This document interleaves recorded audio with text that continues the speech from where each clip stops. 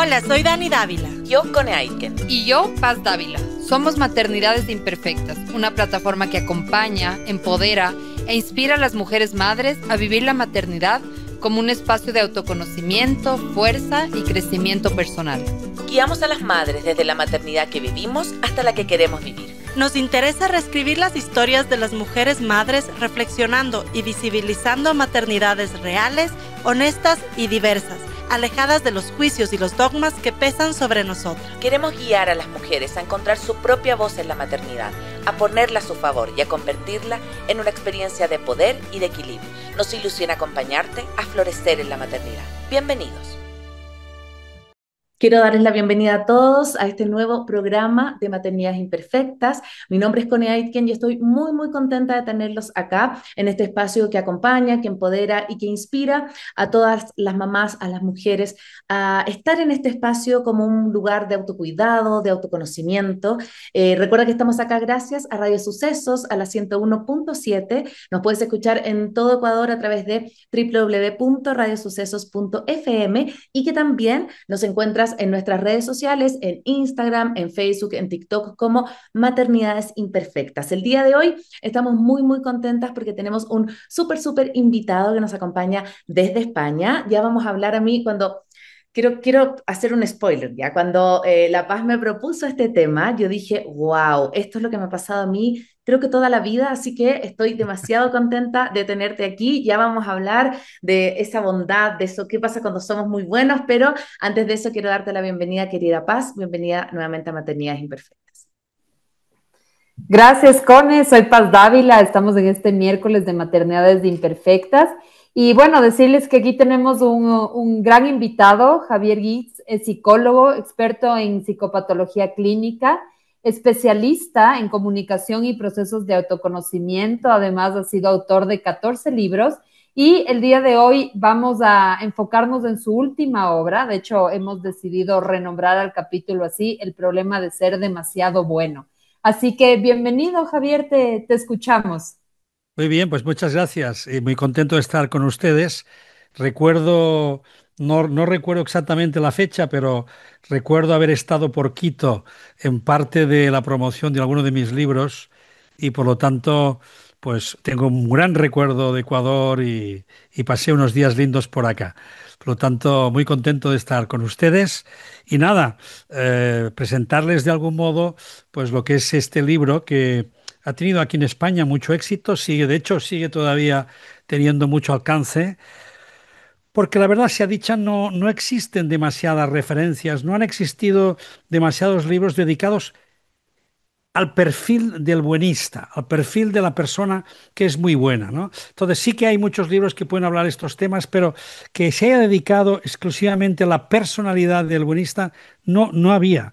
Entonces tuve la suerte, gracias en fin, a mis pacientes en la consulta, donde pude ir observando poco a poco cómo se iba constituyendo el patrón que tenían en común aquellas personas que se declaraban a sí mismas demasiado buenas.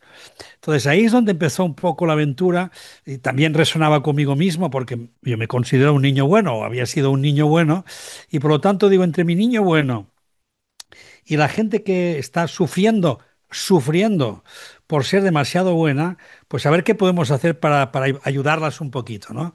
Y de ahí nació pues este libro que hace muy poco, o sea, aquí en España lleva ya un año y medio, irá casi por los 2 años, todavía no, un año y medio, está ya muy consolidado y recién ha empezado ya a moverse por Latinoamérica. O sea que ojalá pronto lo tengan a mano, puedan leerlo, puedan gozar de esas personas que tienen ese problema, que dicen que son demasiado buenas. Me encanta lo que trae Javier y quiero partir por eso, porque yo cuando leí el título de tu libro, yo creo que me hizo tanto sentido porque yo vengo desde ese lugar, como Es una niña buena. Sí, y soy una niña buena que me ha costado mucho salirme como de este rol, ¿no? Como porque siento que son, tú también lo dices en tu libro, como etiquetas, ¿no? Que nosotros nos piden, no seas tan así, compórtate bien, no hagas mucho ruido, como yo pienso, ¿no? Hoy día pensaba como en mi historia, cuando yo era chica, mis papás se separaron y yo como que soy la última de cuatro hermanos y había como que no hacer mucho ruido, ¿sí? Porque ya en mi casa estaba así como el caos, entonces yo dije, mejor me quedo ahí calladita, tranquilita, y yo lo veo, y no sé si te pasa a ti, pero lo que tú has visto, ¿qué ocurre cuando ya nos convertimos en mamás? Porque una cosa es lo que tú hayas vivido, también como esta niña o este niño demasiado bueno, pero creo que es medio inevitable pasárselo también como a nuestros hijos y buscando esto que es loco porque tú traes algo que socialmente es súper bien aceptado. O sea, ¿quién no va a querer que su hijo o su hija sea Sea bueno, bueno pues y se porte claro, bien? Exacto. claro, claro. Bueno, mira, el patrón común, por empezar a ir al grano, aunque eh, veréis que el proceso tiene diferentes puntos, 4 o 5 puntos que son fundamentales, ¿no? Entonces, el primero es entender ese esquema, que ya es un esquema donde en la familia se suele tener o vivenciar que se atienden más las cosas de fuera que las cosas propias. El niño o la niña es orientado ya desde pequeño y además lo ve en casa, donde en lugar de atender sus propias necesidades, se tiene más en cuenta las necesidades de los otros. Es decir, no es que no te cuiden, no es que no te den lo que necesitas. Seguramente a nivel alimenticio, a nivel de proveedores, los padres te proveen de todo lo que necesitas, pero eso no es suficiente. Hay que facilitar procesos de crecimiento, procesos también de descubrirse como criatura, lo que tú traes, las programaciones que tú llevas, tus inclinaciones, tus tendencias. En cambio, en casa lo que el niño o la niña recibe es, no, tengo que modelarme a partir de ciertos patrones que tienen muy en cuenta a los demás. Entonces, ese es un primer esquema que es muy importante entenderlo.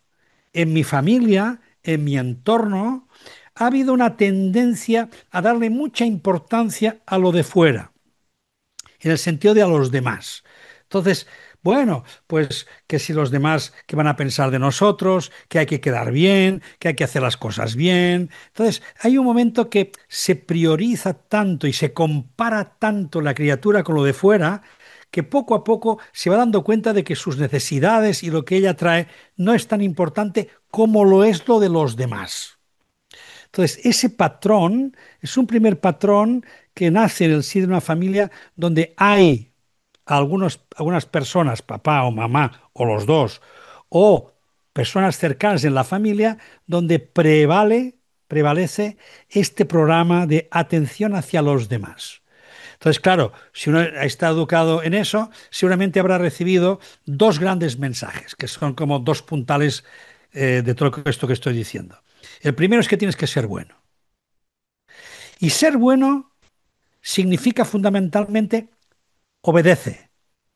O sea, ser bueno es igual a ser obediente, obedecer. Por lo tanto, la criatura nace bajo el síndrome del deber. Lo primero es el deber. Lo primero es lo que hay que cumplir. Lo primero es quedar bien. Lo primero es hacerlo todo bien. Entonces va apareciendo esa idea de que lo primero es cumplir con tu deber. Y cumplir con tu deber consiste fundamentalmente en obedecer. Por lo tanto, ¿qué esperamos de una criatura en casa? Que nos obedezca. Entonces, ahí vienen padres reiterativos, mensajes de todo tipo que recibimos, en tanto que no nos portamos bien. ¿Por qué? Porque no hacemos lo que ellos están esperando que nosotros hagamos.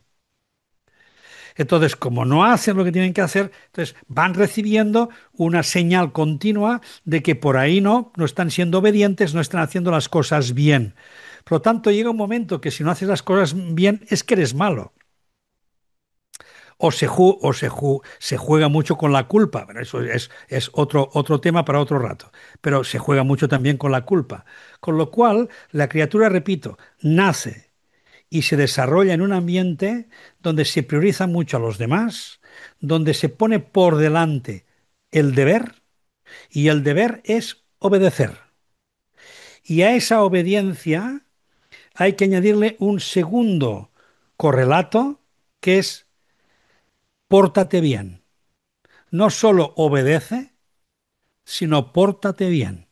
Y cuidado que pórtate bien es una cosa que incluso hoy, cualquiera de ustedes, vosotras dos, es probable que, aun lo adultas que sois, si tenéis madre todavía en casa o padre, es posible que aún hoy os digan, bueno, niña, pórtate bien. Entonces, ¿qué significa pórtate bien? Significa no hagas locuras, no hagas cosas malas, no hagas cosas que te perjudiquen.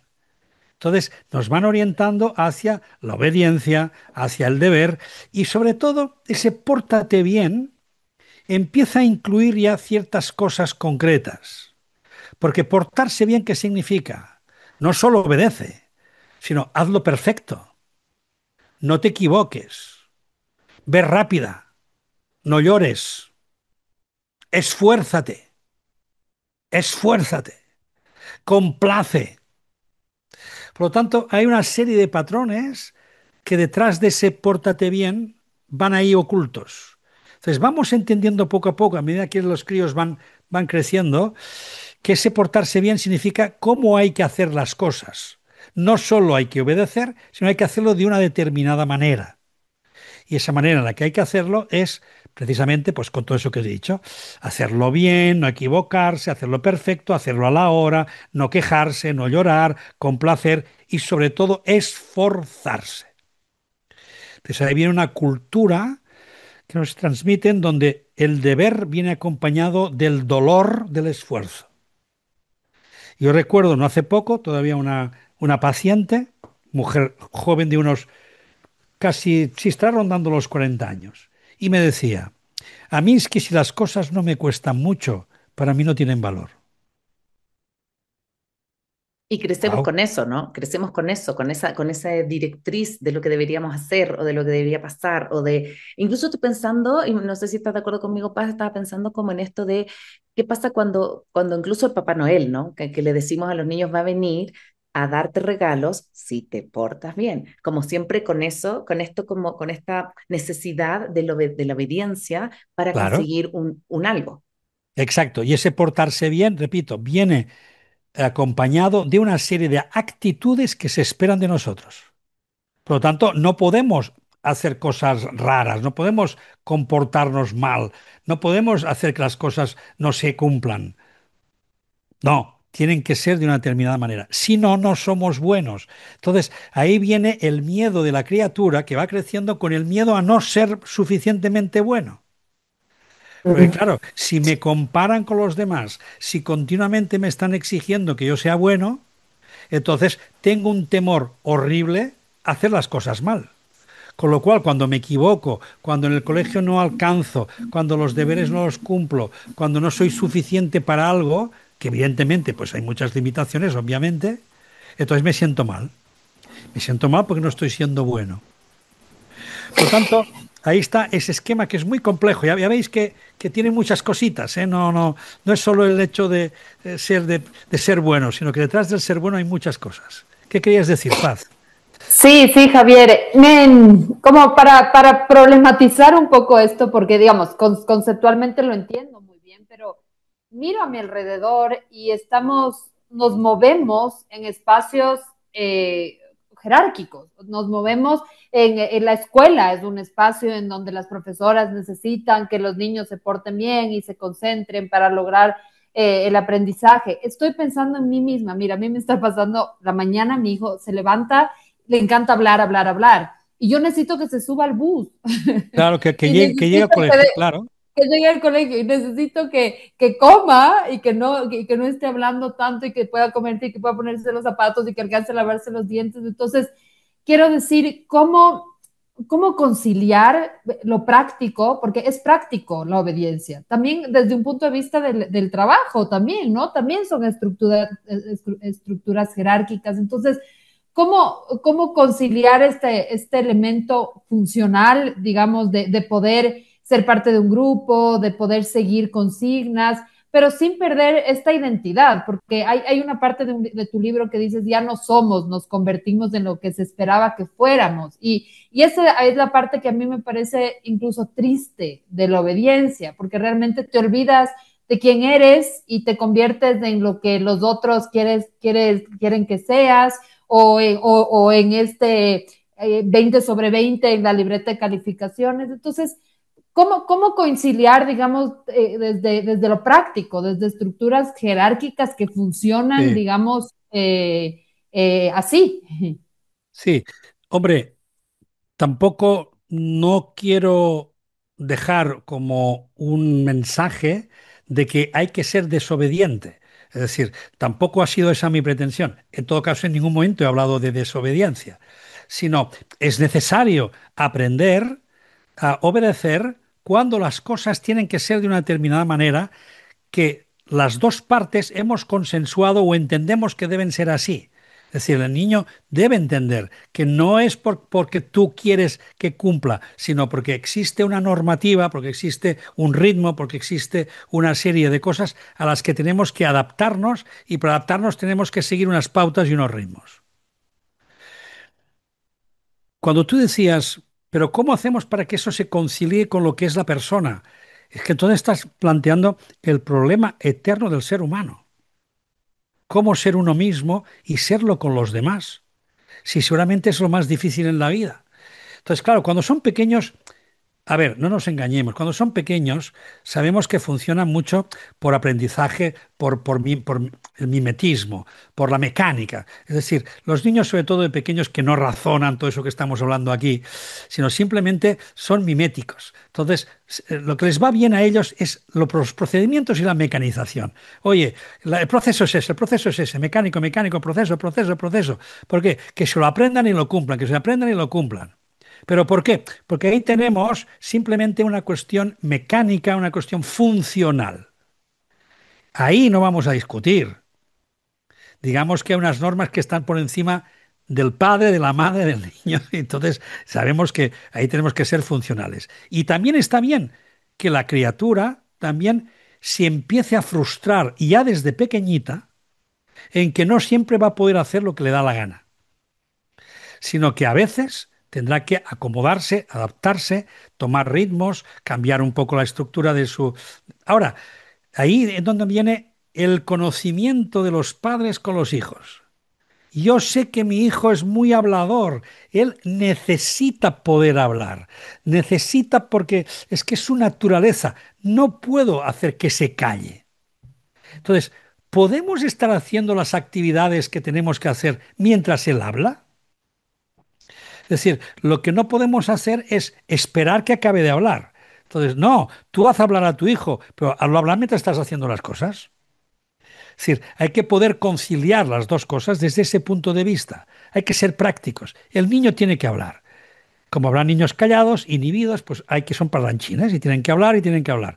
Muy bien, que hable pero haciendo las cosas. Entonces, ¿cómo le vas educando a que mientras habla haga las cosas o que haga las cosas hablando? Si no vamos encontrando estos puntos, ahí vamos a tener dificultades para que porque el niño poco a poco se va desconectando, como habéis dicho. Tener en cuenta una cosa. Hay dos formas generales de motivar, o que son las motivaciones por las que se mueve generalmente todo el mundo. Una es la obediencia. Me limito a cumplir con el programa. Me limito a hacer lo que me piden. Hago lo que se me espera de mí. Entonces, esa es una práctica, la obediencia. Y la otra es todo lo contrario. Es la desobediencia, la rebeldía, la resistencia, la reactividad. Pero ¿qué tienen en común tanto la obediencia como la rebeldía? Que en ningún caso la criatura es ella misma, porque en los dos casos, en una obedece y en la otra reactiva, reacciona, pero no es ella.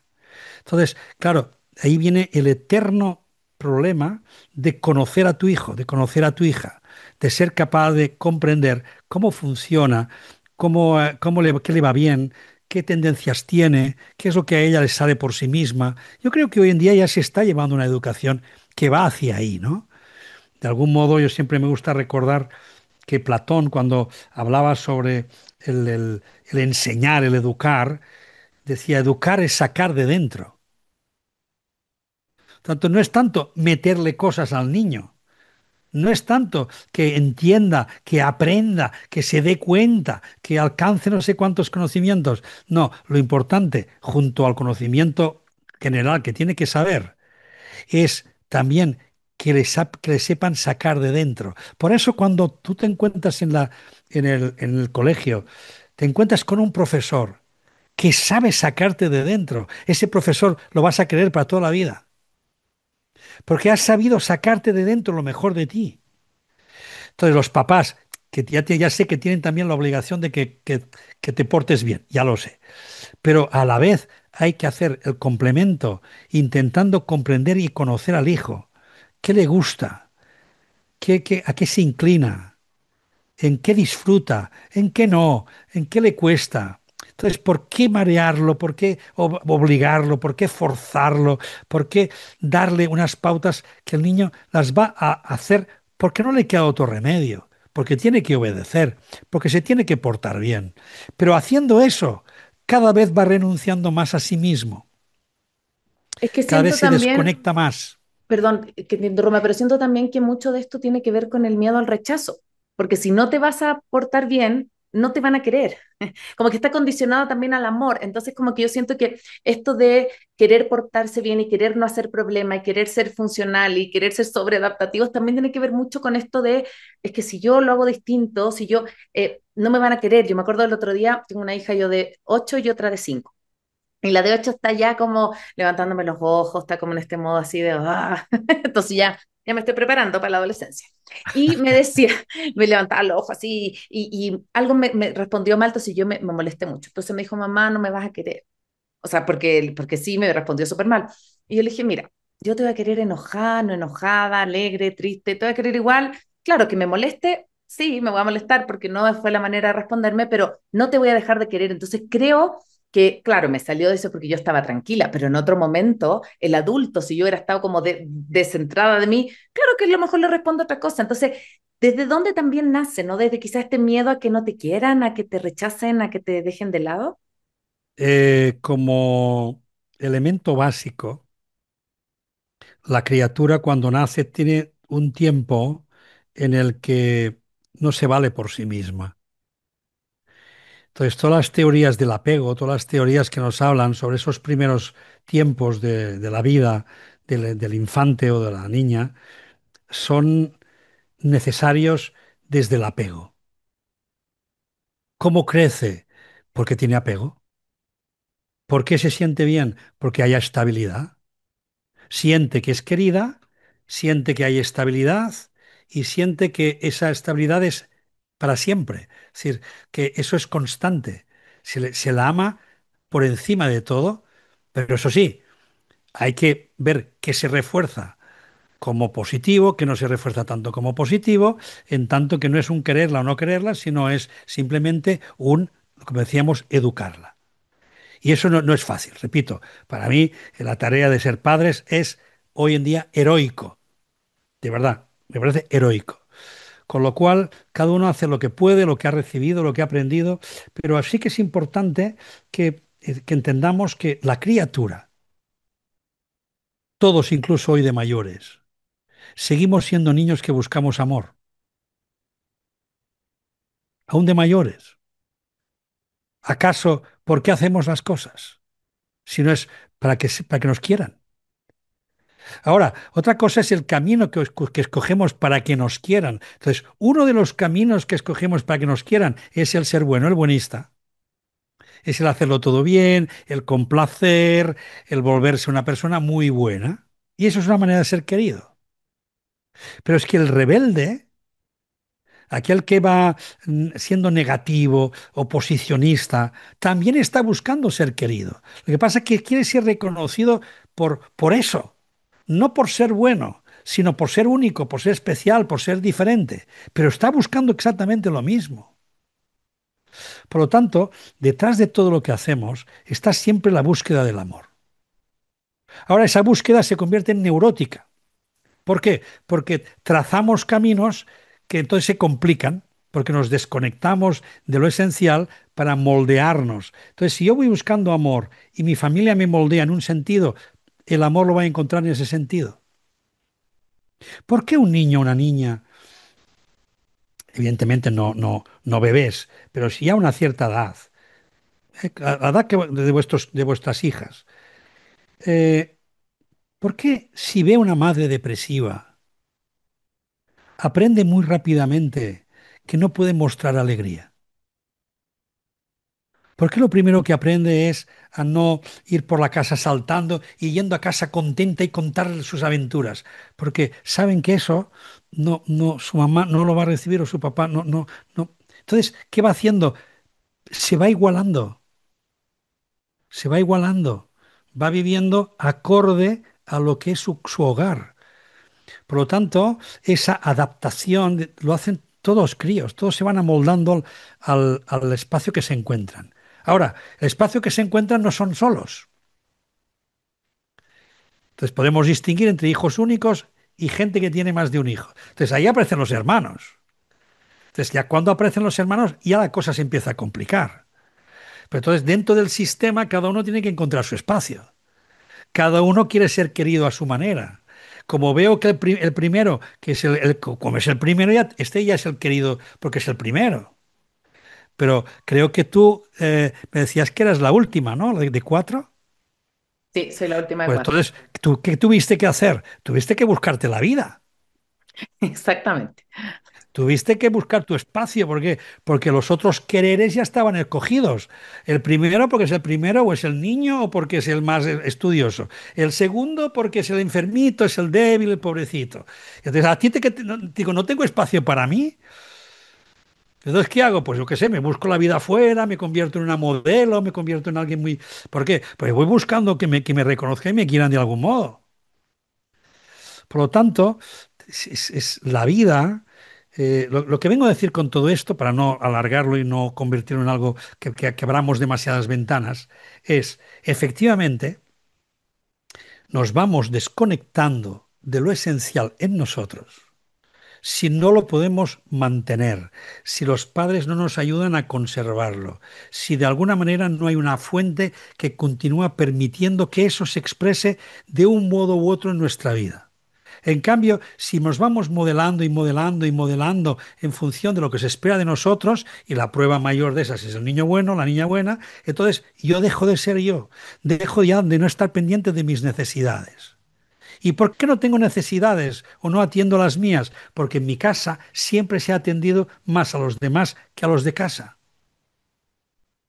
Y esa es la historia que os decía de que todo empieza por un esquema donde probablemente en casa se ha vivido que se han resuelto o se han preocupado más de las necesidades de fuera que de las propias. Un padre que no estaba nunca en casa porque siempre estaba trabajando.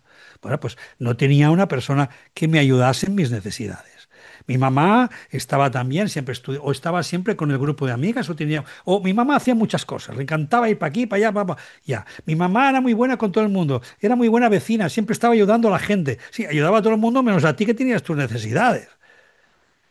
Entonces, todo eso va convirtiendo poco a poco el esquema del niño y la niña buena, que acaba siendo, como Mm, decíamos, ¿no? Solo es reconocida porque es cumplidora, porque hace los deberes, porque lo hace todo porque bien, porque se obedece. esfuerza y obedece. Ay, Javier, me da pena ir esta pausa porque realmente está muy, muy sentida esta conversación, pero bueno, vamos a nuestra primera pausa con una canción de Miguel Bosé, Te digo amor, que la disfruten.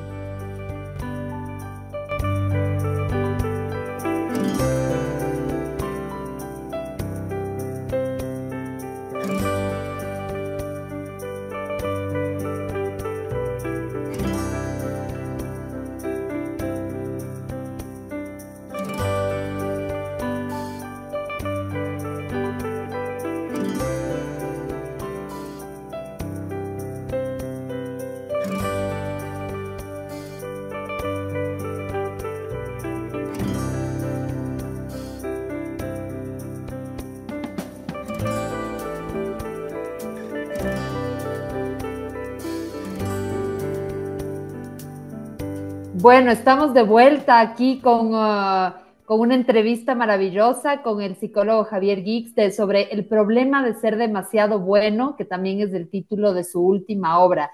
Y un poco en la línea que hablábamos, Javier, quisiera que, digamos, que puedas decirnos, contarnos, ¿qué es entonces para ti una bondad genuina? ¿No es cierto? Porque en tu libro hablas, ¿no es cierto?, de esta mala bondad. Y entonces, Claro, ¿cuál sí es la bondad genuina? claro. Vamos un poco como con esta definición. Perfecto. Entonces vamos a aclarar. En primer lugar, lo que es ese estilo de demasiado bueno, yo le acabo llamando la mala bondad. Es un término que se lo robé cariñosamente y amablemente y con permiso a mi colega Antonio Bolinches, que es un gran psicólogo aquí en España.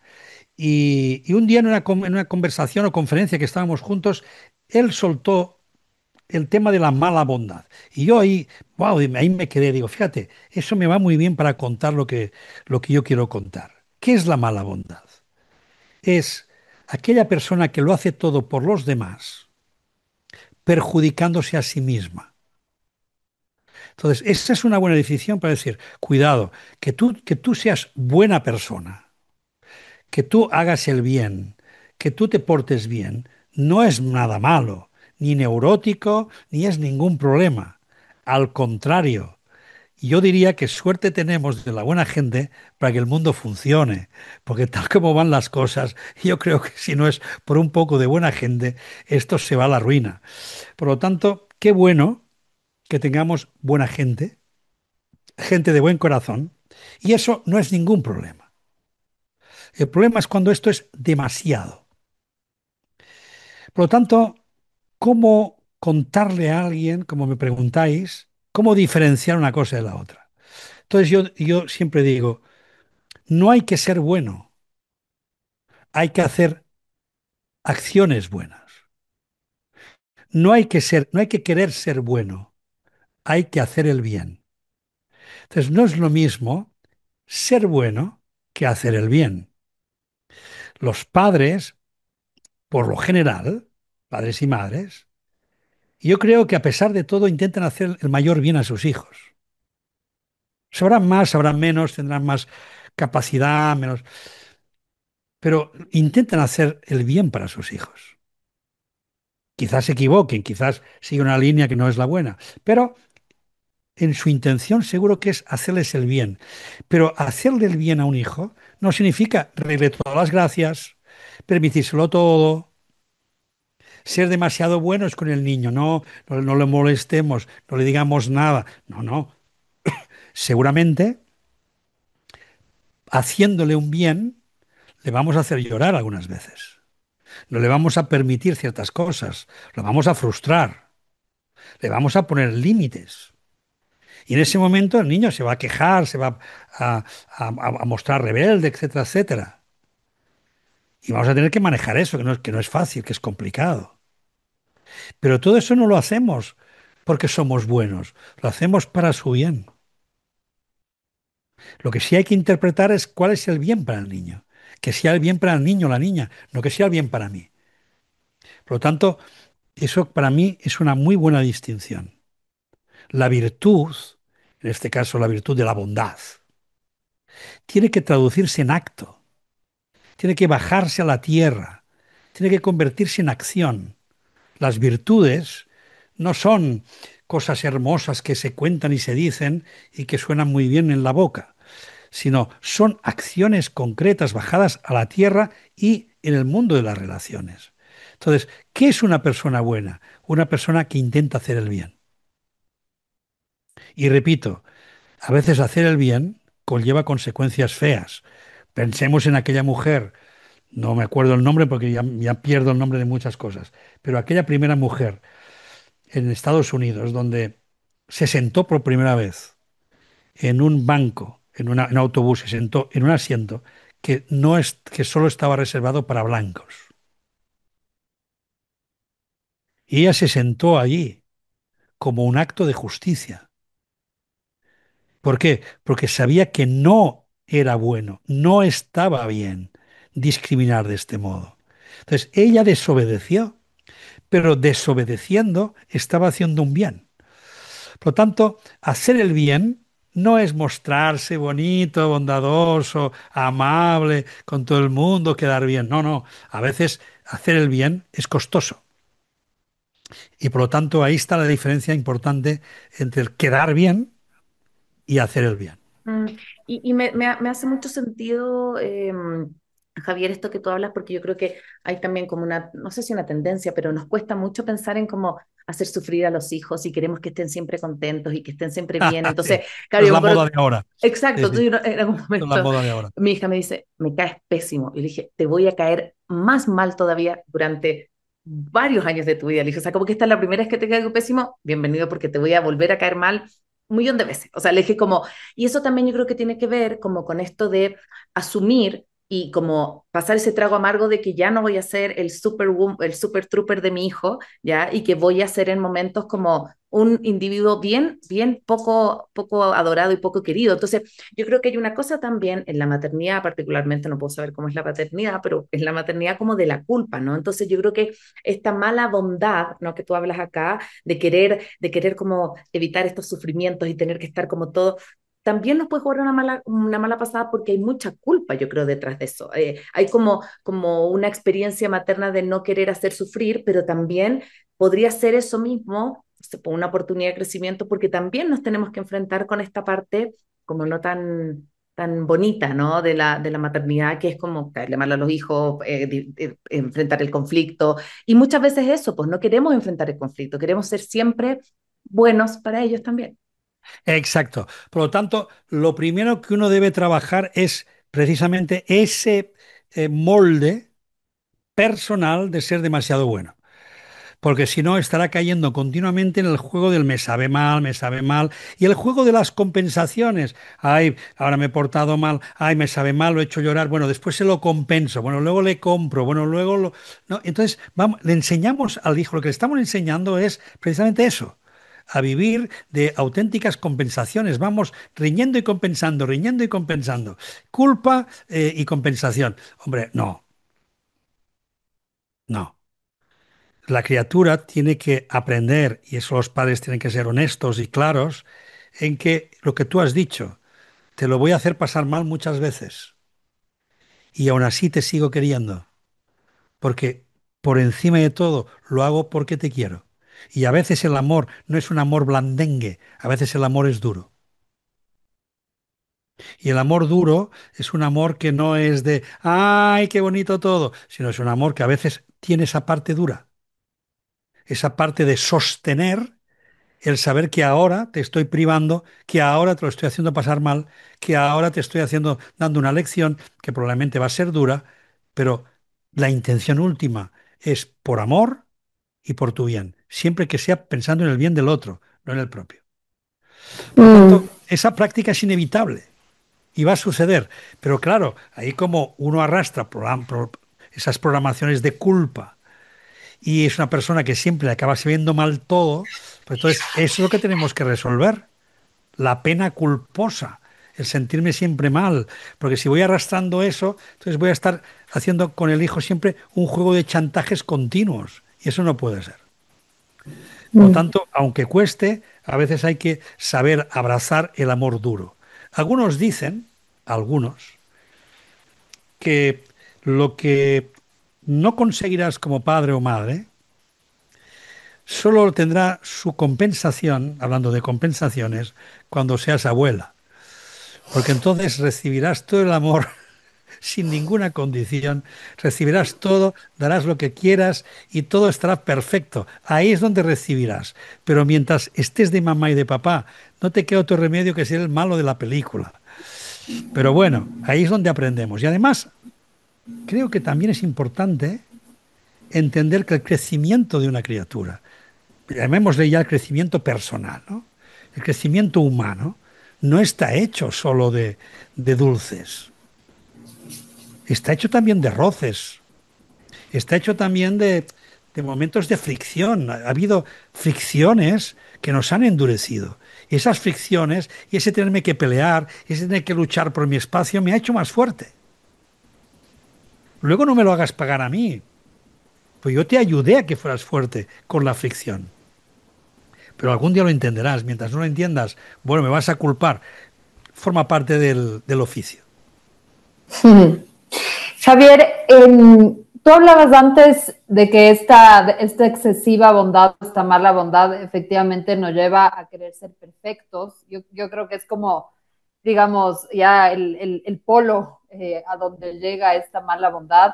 Sí, Y cuando pensaba en esto, pensaba que algo que... Este ha sido mi tema. Yo digo es chistoso porque el programa se llama Maternidades Imperfectas, pero a veces creo que uno como que enseña lo que necesita aprender. claro, por Eh, supuesto. y, y algo que momentos que han sido muy importantes para mí para abrazar mi imperfección han sido momentos de perdón.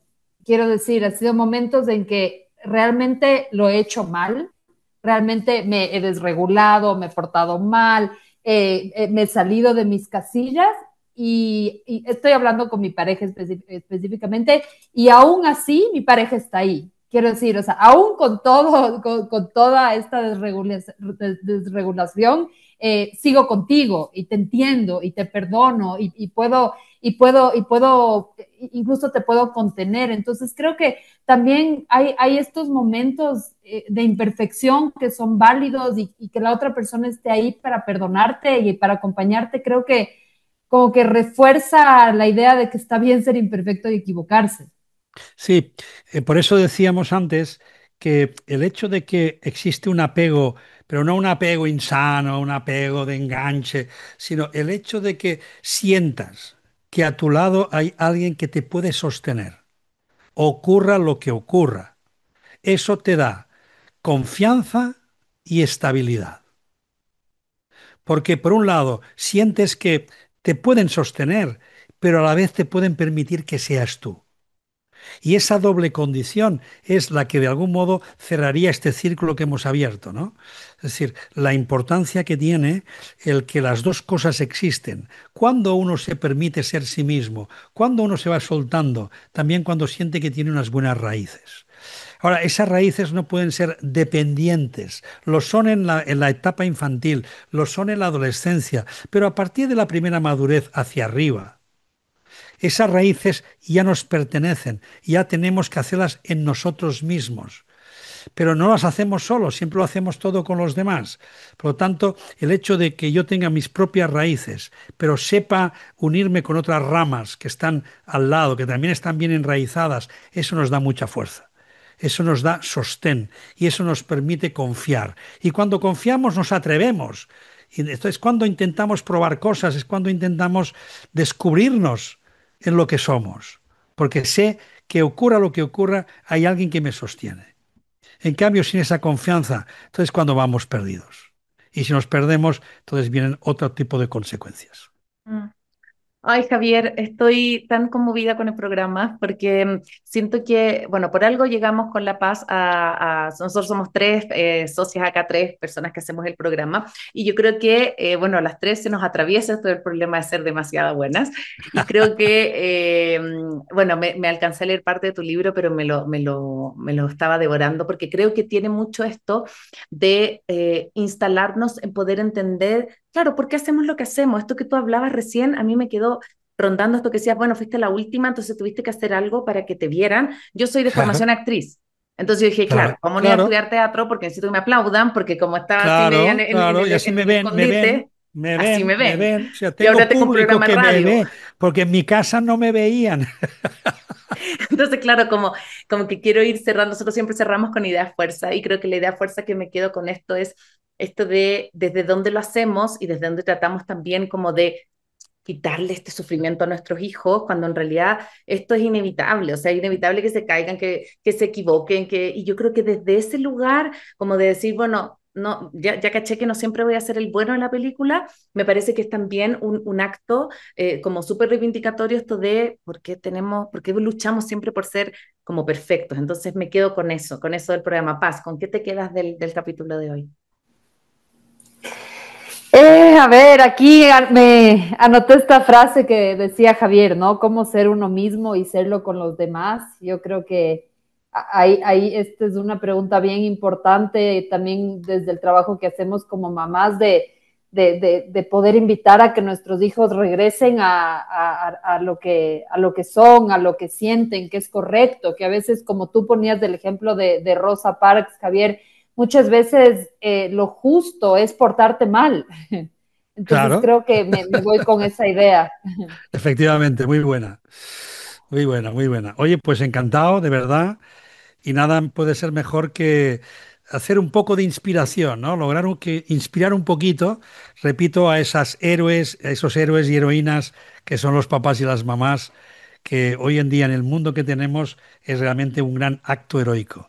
O sea que adelante y ojalá sirva un poquito estas pequeñas pinceladas que hemos hecho sobre la mala bondad. Mm, Gracias, querido Javier. Y bueno, quiero agradecerles a todos los que estuvieron conectados. Recuerden que si les gustó este capítulo, estoy seguro que les va a gustar. Póngale estrellita, compártalo, para que sí nuestro podcast también crezca y pueda llegar a más y más personas. Recuerda que nos puedes encontrar siempre a través de la www.radiosucesos.fm, la 101.7, y que nuestro contenido también está en www.maternidadesimperfectas.com. Javier, ¿cómo te pueden encontrar? ¿Cómo pueden las personas que hoy día escucharon y dijeron, yo quiero saber de este libro, quiero saber más de Javier? ¿Cómo te encuentran, no sé, en redes o cómo te pueden Sí, contactar? estoy. Aparte de la web, con mi propio nombre, todo junto, Xavier, con X, Xavier Guix, G-U-I-X, xavierguix.com. En las redes me pueden encontrar. Hoy en día, sobre todo Instagram es la que más uso, por lo tanto, por ahí me pueden encontrar. Recién hice un podcast precioso, muy bien realizado con los del BBVA. Por lo tanto, es una charla también de 1 hora y media que creo que es muy interesante. He participado en muchos podcasts de gente muy conocida acá, es decir, que tienen material de sobras, pero es que además en YouTube creo que tengo como 50 vídeos de directos que hice al principio, hablando sobre temas, cada uno es de 1 hora, o sea que tienen ahí material a punta pala. Y tienen además podcast, si quieren, en Spotify, o sea que me pueden encontrar donde quieran. Muchas gracias, querido Gracias a Javier. vosotras. Gracias, gracias. Fue una conversación realmente increíble y que hizo muy bien, me hizo muy bien a mí, al alma, como para poder también mirarnos, ¿no? Como con más compasión, que creo que también es nuestro interés de poder hacer este espacio. Querida Paz, Claro que sí. con qué nos despedimos el día de hoy? Bueno, nos despedimos con una canción nueva de Silvana Estrada, que justo hablábamos con la Cone, que salió su nuevo álbum, que realmente es precioso, que se llama No te vayas sin saber. Así que muchas gracias por escucharnos. Gracias, Javier, que no sea la única y última vez que conversemos contigo. Hasta luego. Hasta luego. Chao. Chao, chao, nos vemos. Chao.